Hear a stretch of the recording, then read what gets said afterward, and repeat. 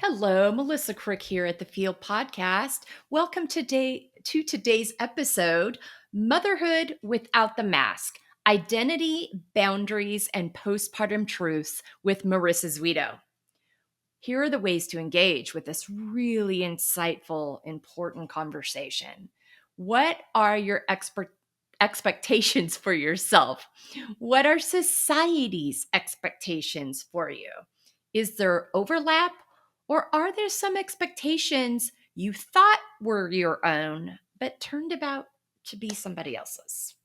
Think about what you want out of your life and what you expect for yourself without listening and allowing influence to what the outside voices want. Such an important part of our journey here. We hope this gives you some really thoughtful ways to engage with today's episode, Motherhood Without the Mask, Identity, Boundaries, and Postpartum Truths with Marissa Zwetow.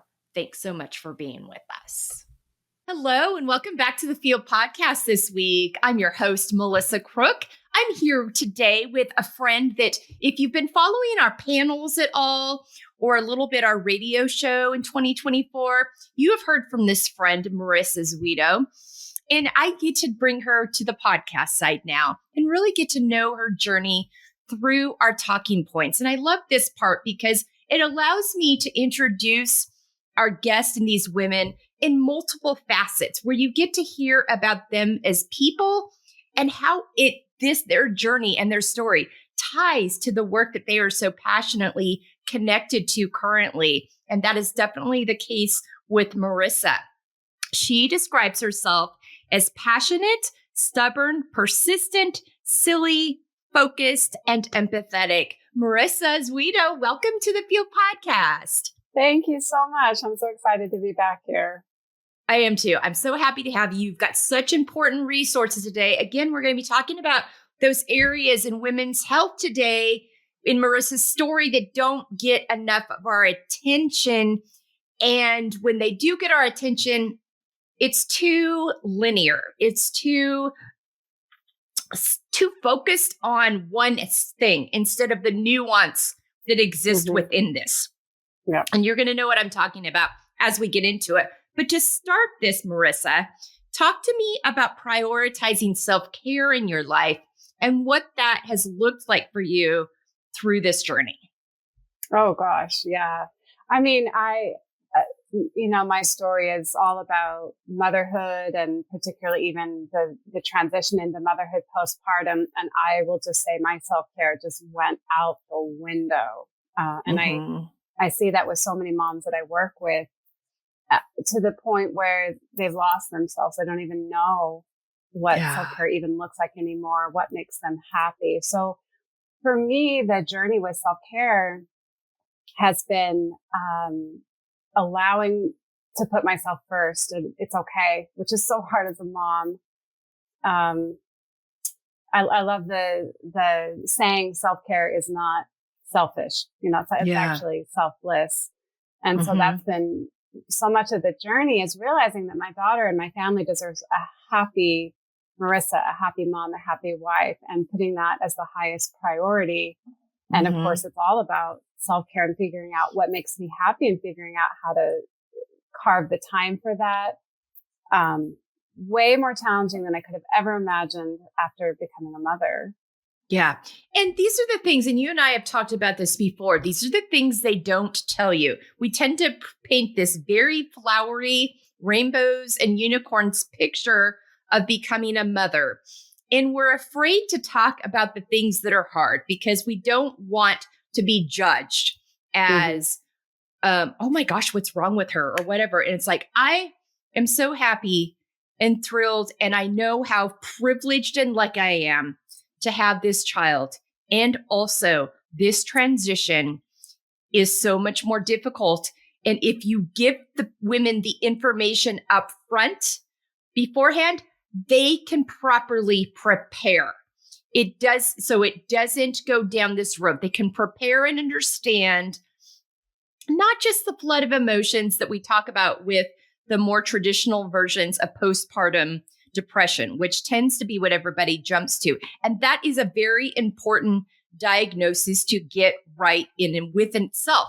But also not everything falls into that. And you work in the world of therapy yourself. This is your profession. So you are very well versed in what a clinical diagnosis of something looks like versus a very just, this is hard and no one told me. And now as a result of how hard and unprepared I feel for this transition and how it was going to turn my world upside down, not having prepared in advance for the support and resources and help I would need, now I am feeling exhausted and anxious and depressed. Not because of all the hormones swimming, all those may add to it, but because of the lack of information I was given, and because we've been told as women not to talk about that in that way. There's a big stigma around it. And it is so true. We can both love our children fiercely and be thrilled they're here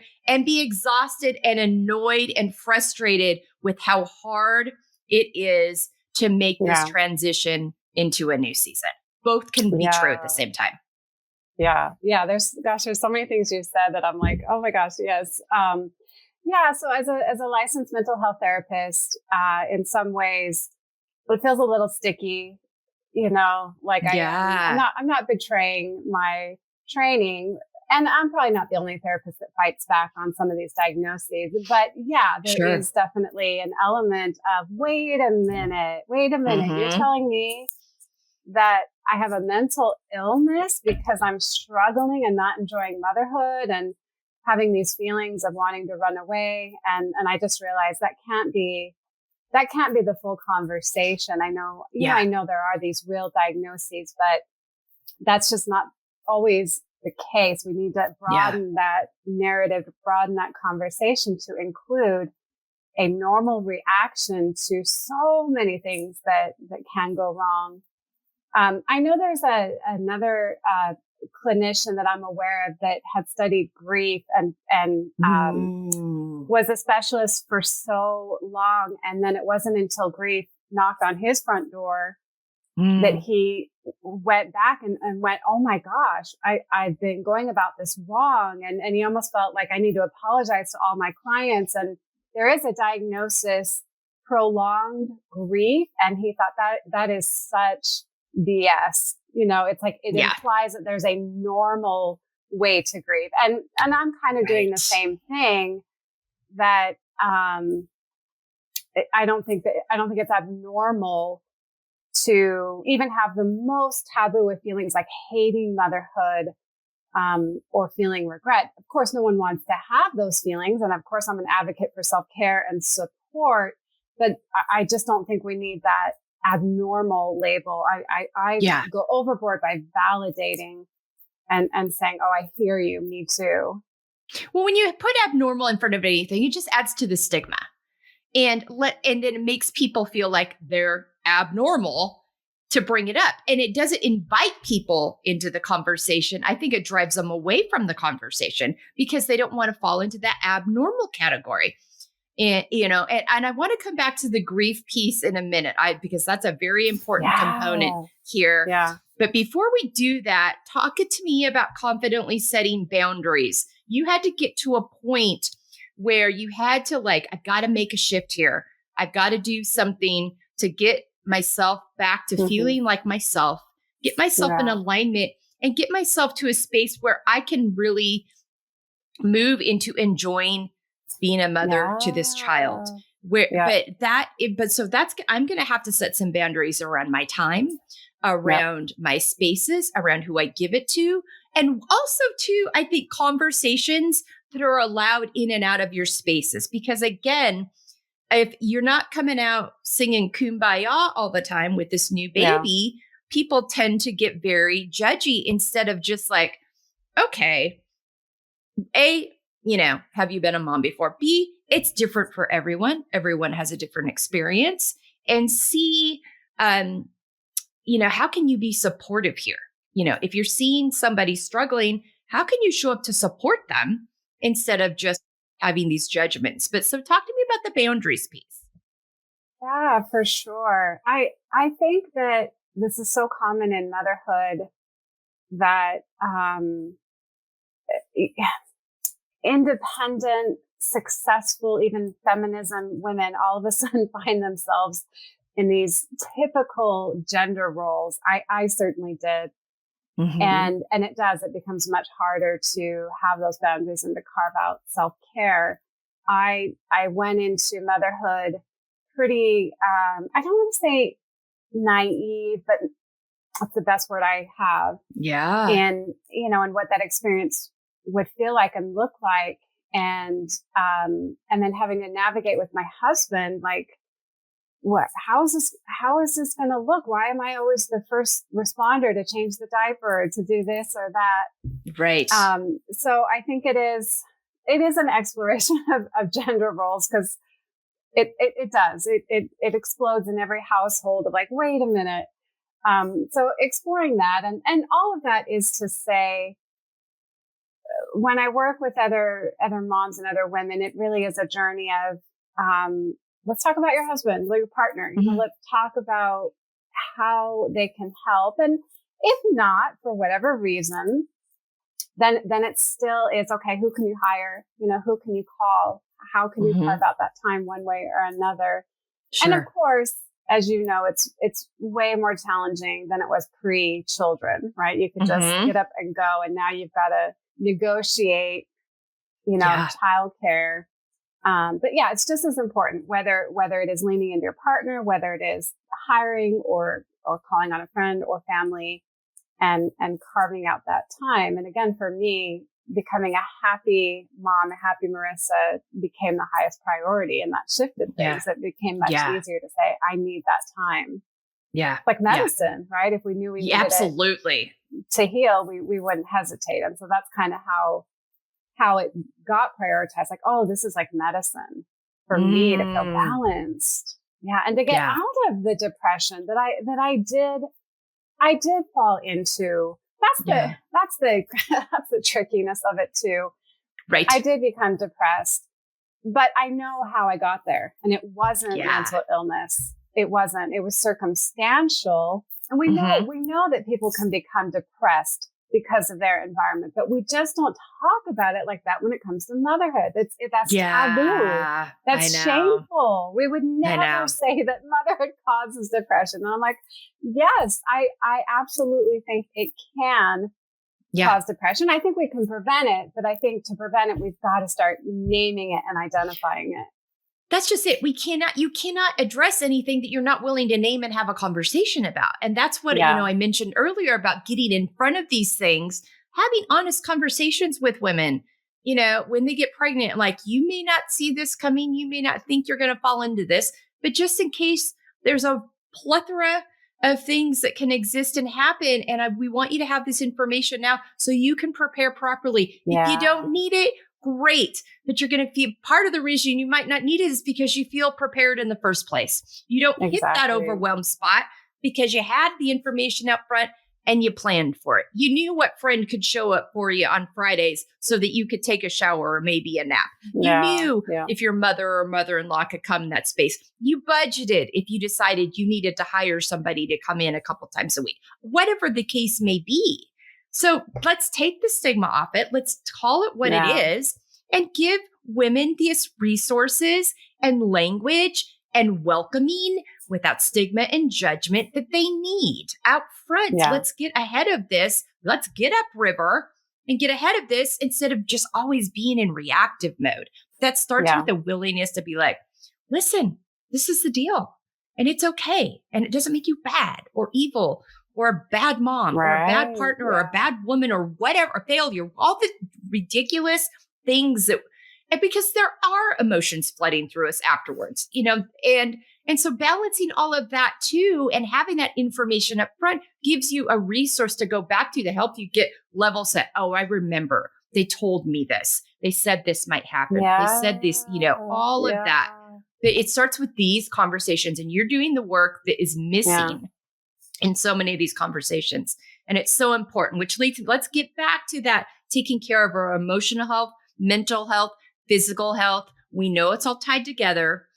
Grief is a part of that. And when you say grief, people, that's another word people are afraid to use when they talk about becoming a mom. And it's like, It's okay to grieve the freedom you used to have, to go to that, Yeah. Sunday brunch with your girlfriends. It's Yeah. okay to grieve that, oh my gosh, I got to allow another hour on my commute time on the front end and back end to make sure I can get to the daycare or care Yeah. situation for my kid, not to mention Yeah. budget for that. It's okay that I grieve that those sleeping in mornings on Saturday or Sunday just can't be anymore. We can't have that quiet time in bed with our partner that maybe that Yeah. used to be where we connected for the week, but that's not Oh, available sure. right now. So where do we Wow. replace that? It's okay to do that. But grief, we poo-poo that. And then if we stuff the grief, if you think it's not going to come back later, it's going to come back later in not Oh, such an yeah. attractive fashion. So I don't want to just address the grief piece, but it fits so well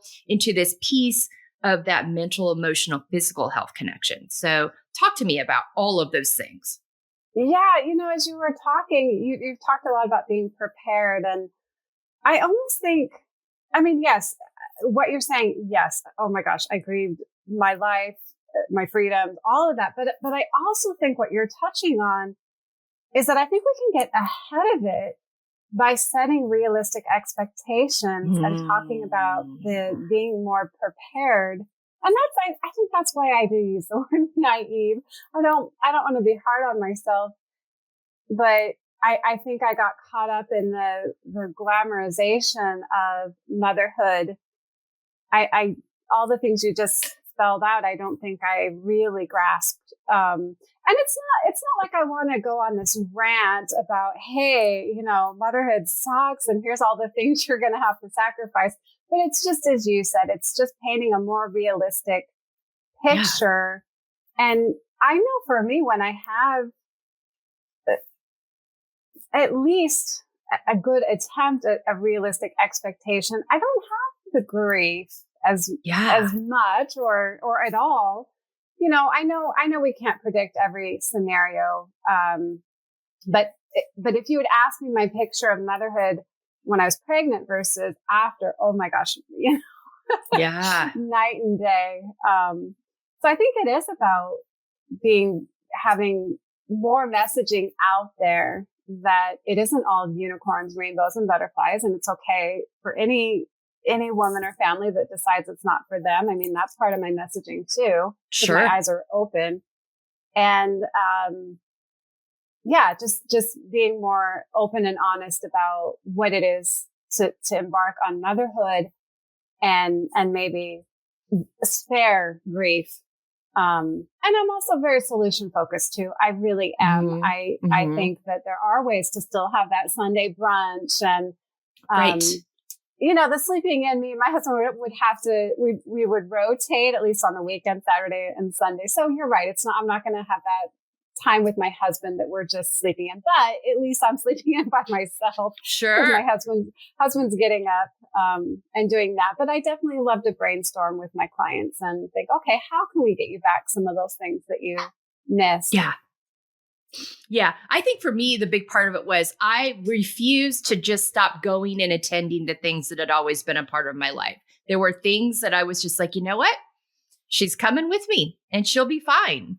And she's all tucked away. I'm right here with her. And I just, instead of sitting at home wishing I was there and bemoaning the fact that I wasn't getting to enjoy this thing that I loved. I'll use my husband worked in college athletics at the time. And so he was, especially, during football and basketball season, he was gone a lot. He would go to the games. We loved going to the games. It was a big event within an event. A lot of the people we knew and our friends were there. And so she was at her first college football game when she was 11 days old. And the amount of side eye I got from people, I'm like, she's fine. Yeah. Like his staff had set me up in a great spot that was very comfortable. It wasn't noisy. I could go into there was a room I could take in and nurse her when it was time. I could pop right back out and watch the game. She had everything she needed. It was totally, and it allowed me, and I had to adjust. There was a bag I had to bring. I had to adjust. I experienced it differently, but I still got to experience it. And so I think that's, you touched on that too, is like finding those ways, those things that are important to you that you can experience it just in a different way, but you don't have to give up everything. Because I think there's this Yeah. false narrative you have to give up everything. No, you just have to adjust and figure out how it fits into your life now. And it might be take a little more preparation in advance, but it beats you just sitting at home and closing yourself in and feeling like you can't do anything either. So I think, which balancing act. I think it feels that way too sometimes. Yeah. Especially in the beginning. I'm impressed that you had that level of confidence and, assurance. Yeah. Because that was 30 years ago. That was really I was like, are you outside of your mind? And I'm like, well, I'll be outside of my mind if I stay home all the time. For sure. Yeah. And I'm like, she's, because I was like, I'm not in closed, tight spaces where she's going to be exposed to a bunch of germs. Like I was very aware, but also there's a way that I can do this. So and I think that's important. That helps. And I tell you what, she's 30 years old. She can fall asleep anywhere to this day. She's so flexible in terms of that. Yeah. And all three of them are. They got to have some great experiences and be part of some really fun memories with my husband and I, because we did include them in these things. So I think it's like, don't be so married to the nap schedule and the feeding schedule that you don't live your life. Like you can do both, and everybody benefits from that. So, that's my piece on that. And what it does for your mental and emotional health is really, really important. For sure. All right. You've done this beautifully, how we can support ourselves and other women in living unapologetically. You found your way through this, and then you realized, hold on a minute, there's nobody helping women in this space. So you do what so many women do, which is what I love about women. You become the solution. So you've done that. So talk to me about that transition from figuring it out and how and then how you could then show up for other women and support them through it. Oh gosh. Yeah, for sure. I mean, I was already a licensed mental health therapist, so that was already in the works. And I think for me, I was, and this is so common too. After I'd had my daughter, money was so tight, there's so many changes happening. And again, I see this, it's like, we've just gotten a new home and a new mortgage and all the things. So I'm in a whirlwind just with my mental health as it is. But the idea of trying to find a therapist and going through insurance, I couldn't find a specialist. And I see this a lot, unfortunately. And so I'm meeting with a woman who I'm just listening to her, and I'm like, you don't get this at all. Like you're too far removed. So I realized that postpartum needs, not that I'm the first one to realize this, but sure. It needs to be specialized. That's why it is specialized. And, right. And I want to be the type of therapist who validates and really sees the woman in front of me. It's not to say that I'm saying, oh, postpartum depression or postpartum anxiety isn't real. Of course it is, but to see all that's on her plate or all that she's going through. So it was kind of a no-brainer for me once I got better, like, oh, this is something I need to specialize in. I need to start doing this. And then on top of that, trying to get this message out there that was very different than just postpartum or maternal mental health. It was, wait a minute, something's missing in this conversation. This, like we just touched on. And again, it gets tricky, but I want to be the voice that says it's okay to say it's really hard, or it's okay to say that you're not enjoying it, because I didn't enjoy it. I didn't have a bond with my daughter. I was feeling regret. I really was. And I know that's common now and does happen, but we want to attach a diagnosis to that. Oh, she must have postpartum depression. Like, not in the beginning, not really. Like, no, I'm telling you, I think this sucks.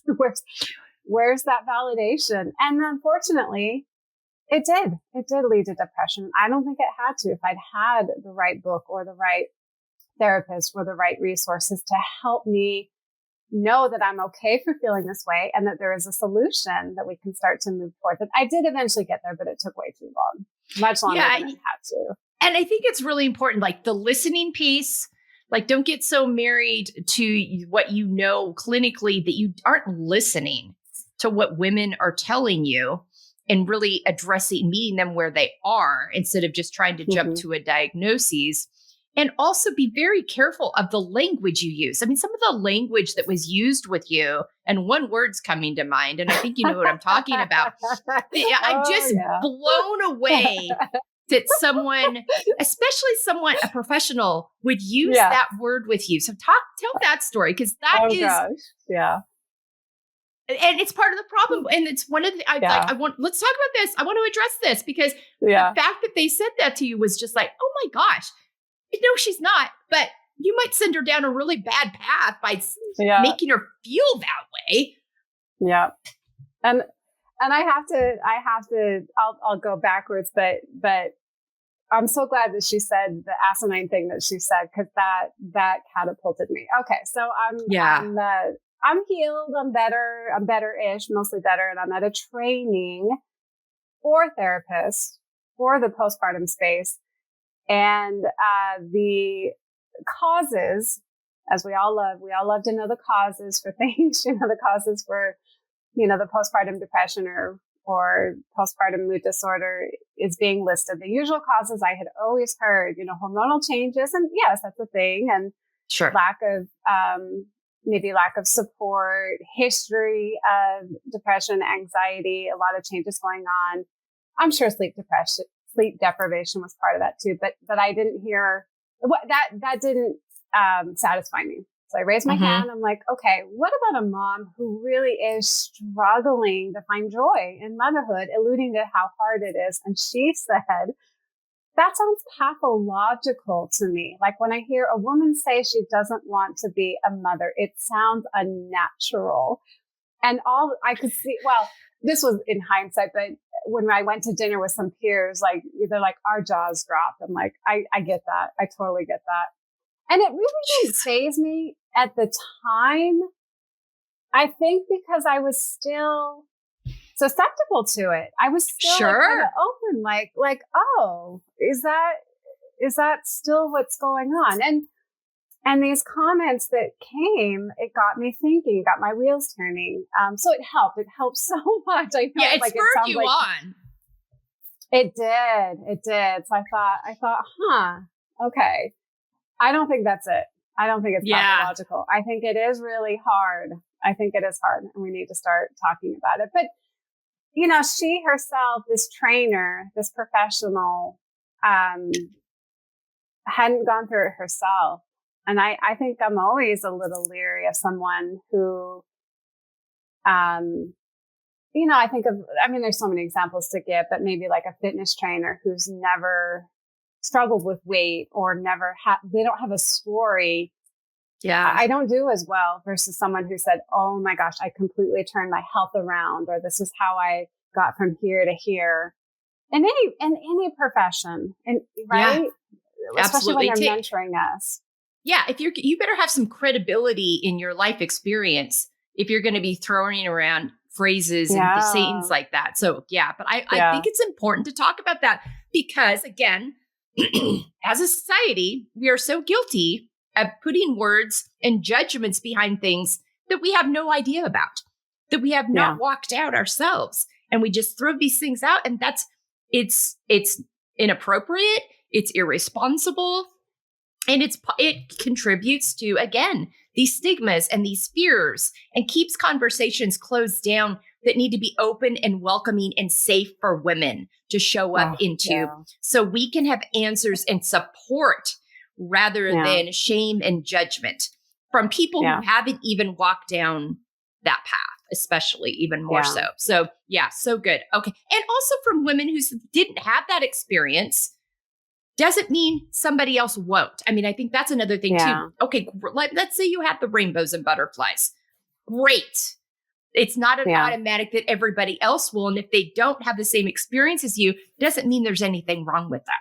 It's just a different experience. Exactly. So I think we have to be very careful too, and make sure we're showing up and listening and being open to the nuance that goes on within this. Okay. And this is an important part of how you interact in this world now too, is the importance of coming back to your why and your values and everything you do. This became a very important part of your story, a value of yours to show up supporting women. Talk to me about that transition with, before versus after, and how the why and values piece kind of played a role in this road that you went down. Yeah. You mean like the before baby, like, yeah, what your exactly. Yeah. Like the shift there. Yeah. Like you were always supportive, but you just learned so much out of your own experience. I would imagine there might have been a little bit of a shift in the emphasis of what a value might have been. Yeah. I would have never imagined landing where I did. Yeah. Yeah, you're making me think. I'm trying to. I think it just. I don't. Oh my gosh, you're making me think. I don't even know. I'm like values to me. That's it goes deep, and I think it was just my own personal experience and realizing what was missing in that conversation. Yeah. If I'm understanding you right. Yeah. It's like I couldn't deny. And it took years. It took years of me chewing on it and thinking, what's missing? That I knew something was missing, and I couldn't quite identify it. And I'm sure that's how all these movements start. That something's missing, something isn't sitting right. And it takes, I want to say a village, but it takes a lot of people to say you're right. Yeah. Yeah. Something is missing from that. Yeah. Cause I don't know. Well, and I think too, just to to the why and the values piece for your, the being the therapist, wanting to show up as a support, provide those resources, that was always present. This whole other road and the shift that you made to this, like, there's a need here. And I want to point to your persistence, a character trait that we introduced you by earlier, that persistence. Talk to me about, you knew something was missing. Did you have like an epiphany moment? Was like, wait a minute, I think I've gotten to where I'm looking for and how I can now help myself and others. Like this nuance piece, like, cause you kept following, like, nope, they haven't hit it. And you became you became the solution to your own challenge and so many other women. Yeah. When I was taking trainings and immersing myself in postpartum depression, I never heard a lot of conversation about not enjoying it. And I knew that was taboo. I knew it.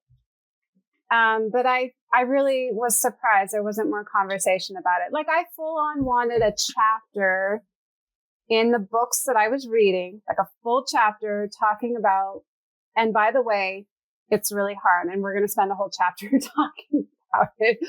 Never found that chapter and even like in looking at the causes, it was kind of interesting that no professional, one of the causes is that it's incredibly hard. I know like maybe it's implied, but I think the joy factor and the purpose far outweighs how hard it is, right? Like it's such a miracle. It's such a gift. It's a blessing.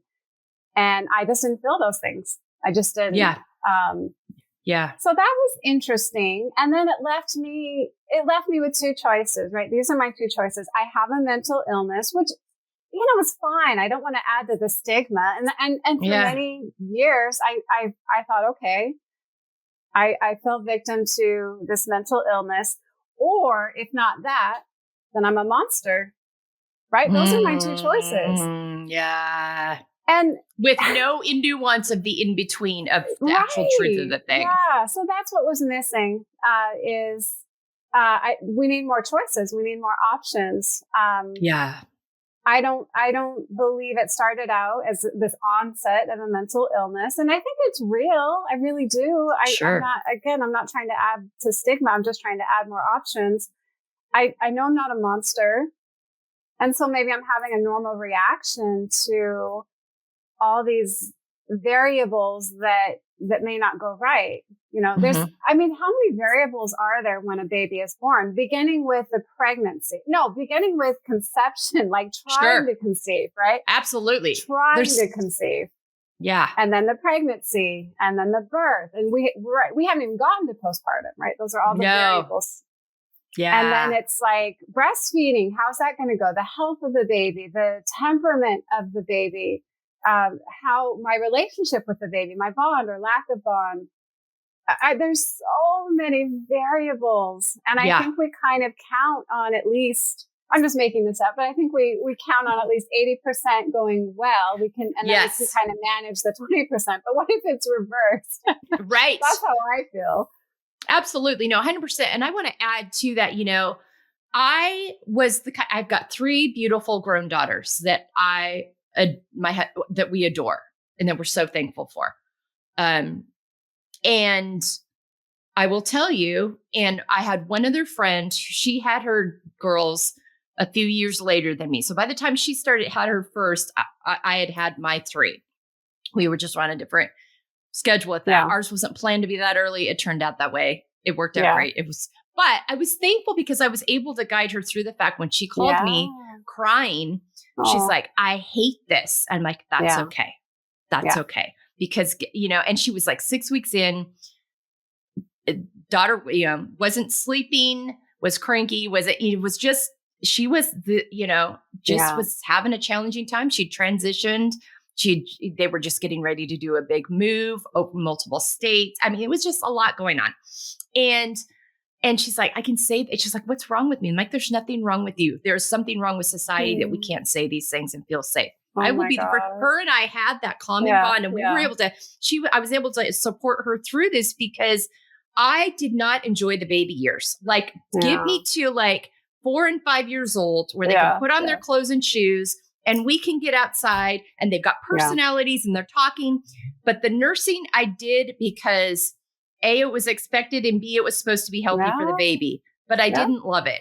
It was B, because at the time it was still very like, you got to nurse so you're not making other people feel uncomfortable when you nurse in public or whatever it is. It felt very isolating to me that I was having to always remove myself to pump or nurse or whatever.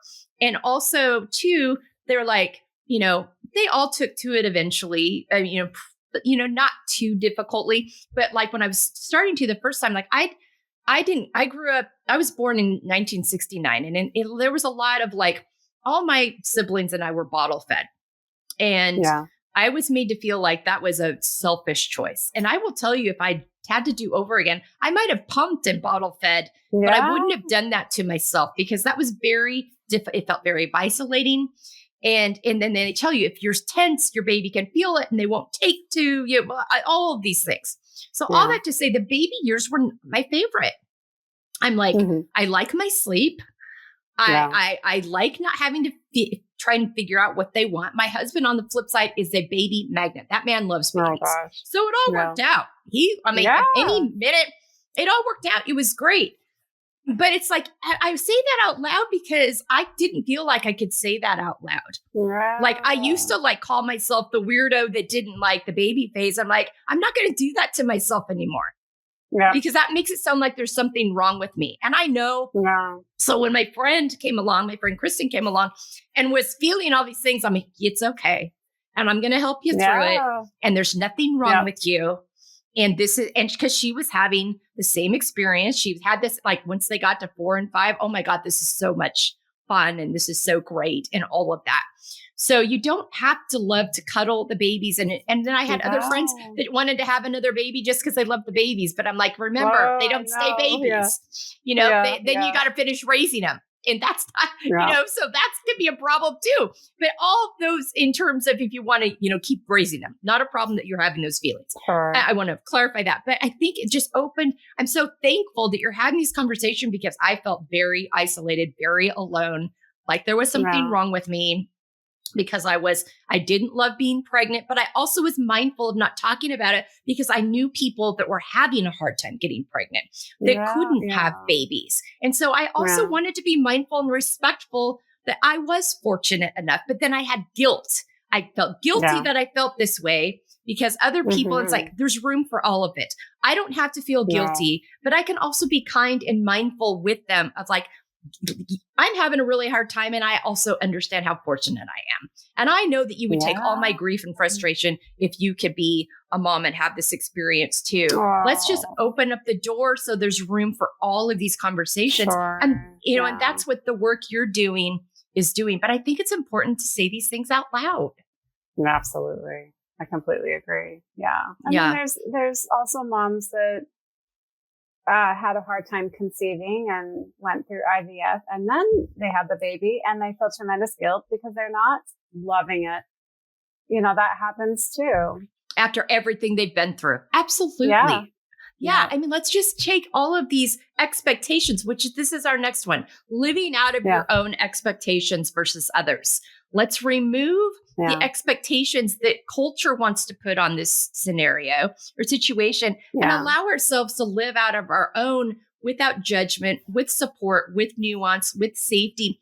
But you butt up against a lot of different expectations, not just in your experience, but also there in the therapy world of like finding kind of a lane for this conversation within that as well. So talk to me about all these different expectations that you were working out and dealing with and finding your own path through. Yeah. I mean, I think society's expectations became my own expectations. It's not like I really couldn't separate them until later, realizing, I probably don't want another child. And that kind of was like society's expectations. And then, as a therapist, again, I know I'm not alone. I know there's a lot in the field that do question some of these diagnoses. So I know I'm not alone in that, but there have been times where I've heard other postpartum therapists and I cringe when I hear some of the things they're saying. Yeah. Where it's still very clinical. I mean, my preference is almost even just to be like a coach instead of a therapist, but I do want to use my license, but I probably do have more of a coaching style. Sure. Very solution focused.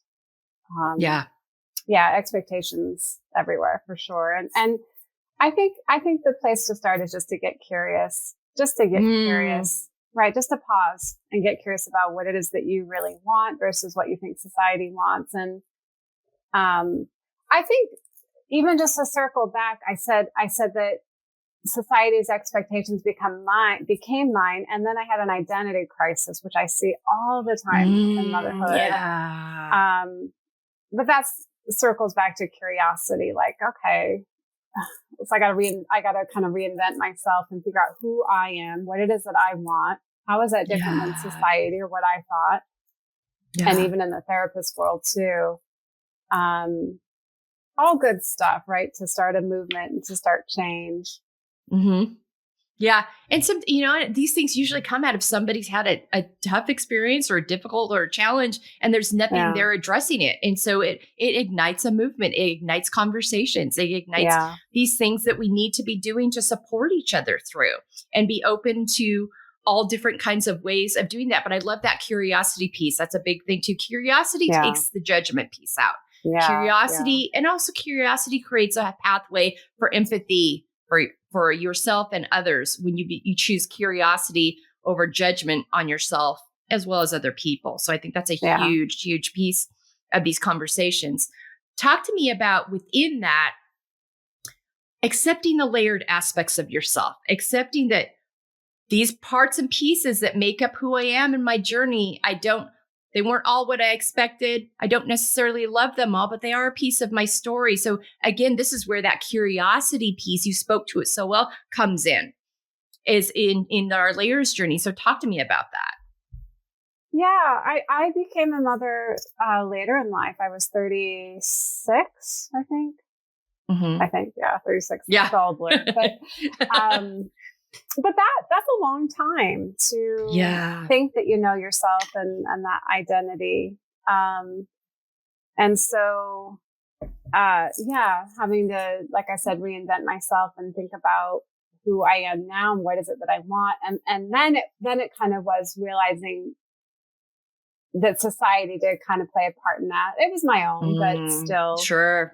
And yeah, just, it's so interesting. I was reconnecting with a high school friend. So I'm 48. And, reminiscing and almost like you can't make this stuff up, like where we thought we would be and where we end up, just the, interesting stories. Fascinating, really. And if I look back on what my expectations were regarding family, if you'd had a crystal ball and said you're just only gonna have one child by choice, I would have thought, no way. But I couldn't have predicted. I couldn't have known. So it's. I guess I just think of surrendering to the journey and surrendering to that curiosity. And it is. It's like, it's a wild ride and it's fascinating, and I'm for it. Yeah. I'm up for the layers. You talk about the layers. I love that. And it's like, it's fascinating, right? How they unfold in ways that I would have never predicted or expected. Yeah. And I'm up for it. I'm up for the wild ride. Yeah. Yeah. And I think I want to point out now, I mean, your daughter's 12 now? Yeah, she'll be 12 this year. Yeah. So these are things you've continued to do. And think about what a great resource you're going to be for her as a woman. Information you're going to be able to give her, that she's going to be so much more equipped. Yeah. As she makes choices, she's going to have all this information. That's so empowering when you can do that. Yeah. Yeah. Oh, I hope so. Yay. Yeah. I know. So. I feel like my biggest message to my daughter is to embrace who you are and what you want, regardless of the pushback. Yeah. That I feel like is the biggest message, because that is about loving myself through this. And if, going against the grain or going against the norm, in so many ways it is like, coming out, Yeah. This is what I experienced, and it may not be the norm, and it may not even be, accepted in some ways. I think when I look at the diagnosing of postpartum depression, I think for a lot of women, it's a relief. It's a relief because if I have to come to terms with saying, I don't enjoy this, but society says I was supposed to do this, or I was meant for this. Oh my God, it can be so confusing, right? Yeah. And then for me, it was loving myself. And so that's my message, I guess, to my daughter, whatever it is, wherever her path takes her, if there's at all a pushing against the norm or the grain, I'm like, I hope you find your way. I hope you love yourself through that. Aren't we all in some way, shape, or form having to fight that question of, do I belong? I mean, I think all of us in some way, shape, or form land there. I don't know. I think that's my theory. I think so too. I agree 100%. I haven't talked to anyone who hasn't bumped into that along the way. Yeah. I want to belong and I want to be accepted. I want to be part of the tribe. And in this particular area, if they really knew that about me. Yeah. But you're opening lanes for conversations about it now, because I want to be very clear. Postpartum depression is a very real thing. Let's just Yeah, make sure that we're responsible with that diagnosis. So the women that are absolutely. experiencing that get what they need, but the women that aren't, that we don't give them something that's not going to help them, because that's not actually what Yeah, they're suffering from.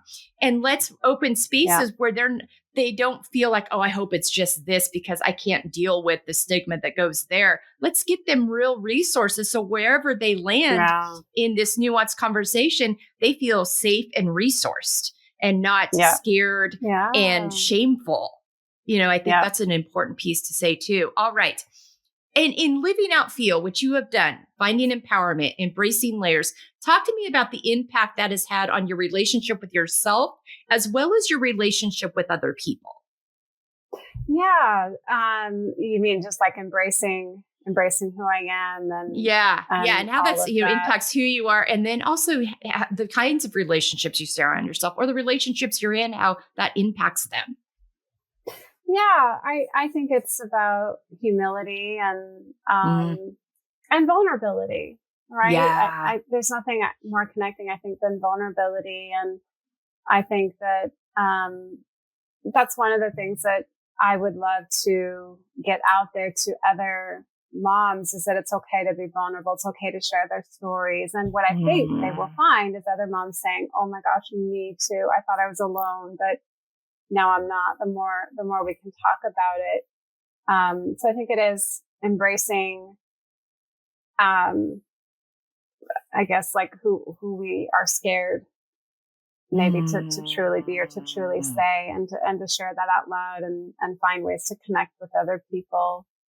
Yeah. That's where I think the gold is, and Yeah. especially in motherhood as well. So I think that, sorry, this is a little cliche, but it's like when I'm vulnerable, I think it invites other people to show up authentically. Yeah, yeah, Yeah, it creates a safety space of like, I mean, there's nothing more relieving than to hear someone say something that you can connect to, that you were like, oh my gosh, I thought I couldn't say that out loud, or I thought I was the only yeah, one, or I was feeling really bad about this, but oh my gosh, you too, let's talk about this. Let's make, there's so much. yeah, And then being surrounded with relationships and people that support that, even if it's not their experience, they listen to yeah, you, they honor you, they know you.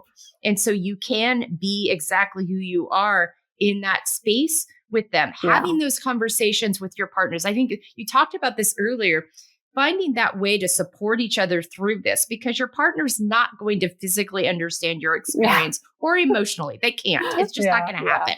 And even if you're yeah, partnered with another woman, if they haven't had, they're still not going to yeah, yeah, understand that, you know, right, but but making sure you have the conversations in advance of like, how are these different things going to be divided up so that I'm feeling supported, you're feeling like you're part of it, and that we can show up for each other within it. I think those are important conversations that many times don't happen until you're in the moment. Have them in advance, have them yeah, before the fact. That's yeah, just going to add another layer of feeling oh prepared, yeah. in the experience too. All right. Thank you so much for that. All right. We are winding down here to the rapid fire. Name 5 activities that nourish you.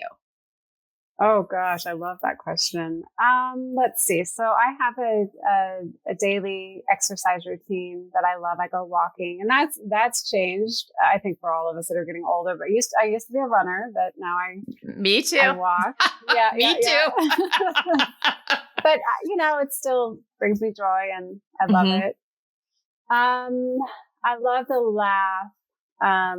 So I think that would be probably hanging out with people and friends and family, or a good comedy. Hmm. And I think having a good sense of humor about myself too is fun. Yeah. So Yeah. humor and laughter. I'm a foodie. Gotta throw Mm. that in there. So good food.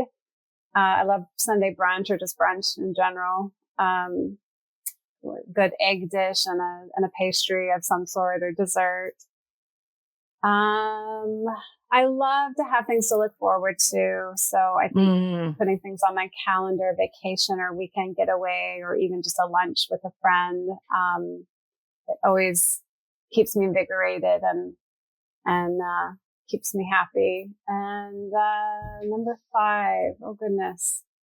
Um, I think it's just some good entertainment, whether that be, binge watching TV or a movie or a podcast. I think that comes with, I said entertainment, but I like being invigorated. Not that I love, hey, binge watching, whatever, that's great too. But I think I need the combination of just frivolous, entertainment, but also to be invigorated somehow, some way.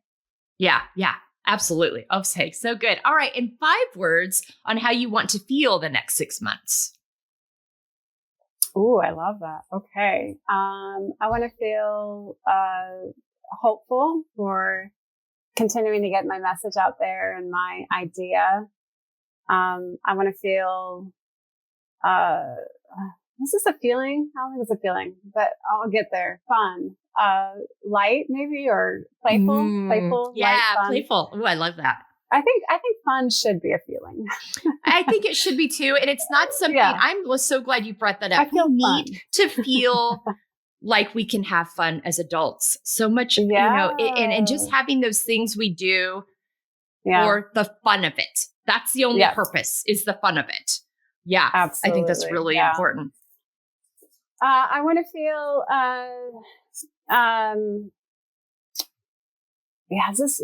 words are hard. I love the idea of collaborating with people, inspired, I guess. Yeah. Kind of links back to hopeful too, but, purposeful. I'll use that word. Yeah. I want to feel purposeful and like I've got some forward momentum, forward movement. I want to feel, grateful that I went through what I went through, which I do, but also grateful that I can get this message out there. I'm trying to, I'm feeling word, but with the grateful, I'm trying to land a TED stage, a TED or TEDx stage to get this message out there. Right. Oh, that would be so good. Right? So important. Oh, we will be on the front page promoting the heck out of that if that comes. I love that. Yeah. Good. Yeah. So I think the last word would be proud, however that goes. But I would love to look back after 6 months and say, oh my gosh, look at what I did. I mean, pride's a good feeling, right? It is. And I think we have to be careful. That's another word that can go, but it can be a positive. It doesn't just have to be the negative impact, because again, I think we have to be careful that we don't just put one end of a definition on something. Absolutely. So good. All right, Marissa, tell people, let these women know how they can find you, follow you, and how you might, an example of how you would show up for them. Yeah, absolutely. I've been in the social media thing. I've got a TikTok, what do they call it? Not the tag, but the what's that word? Social media word. Maybe it is tag, but it's postpartum happiness. That's my the handle. Your handle. Handle. Thank you. I told you words are hard. Could be parallels, but my handle is postpartum happiness. So that would be TikTok, Facebook, Instagram, YouTube. My website is postpartumhappiness.com. And I've got the blog and all the social media. And you can tell that my message is about normalizing the hardships of motherhood and that it's okay. Yeah. And how that plays a part in maternal mental health. And of course, not taking away from these real diagnoses, but adding to the conversation. And then I have a book, Postpartum Happiness, What to Do When You Love the Kids but Hate the Job, right? Just putting it out there. Yes. And that's on Amazon. It's also on my website. But if you could Google postpartum happiness, hopefully I show up. Okay. And then also too, people can work with you one-on-one, correct? Oh yes, absolutely. Absolutely. Okay. Yes. So I do the coaching anywhere in the world. As a licensed therapist, it would be in California, but like I said, I take on more of a coaching model.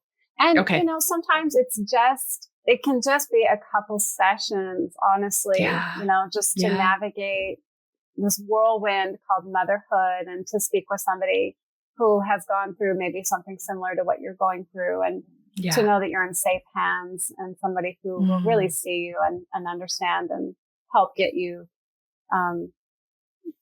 better footing and more self-care. Yeah. Yeah. And feeling like yourself again. Absolutely. Yes. Absolutely. Yes. Oh, Marissa, thank you so much. I love what you do. It's so important. It's so necessary. And I appreciate you being willing to be a voice in this arena.